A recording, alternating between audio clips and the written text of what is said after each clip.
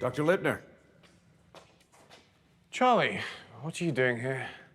I'm going to threaten you. Thanks for the warning. You got my wife devastated 4 times.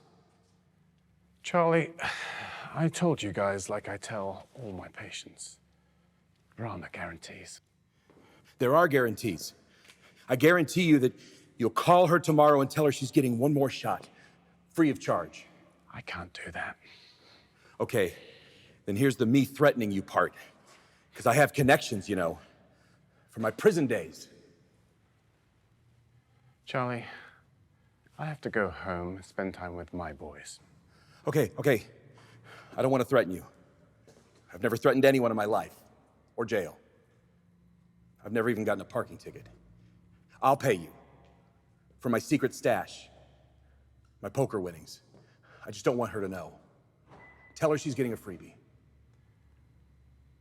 I'll see you at Commerce.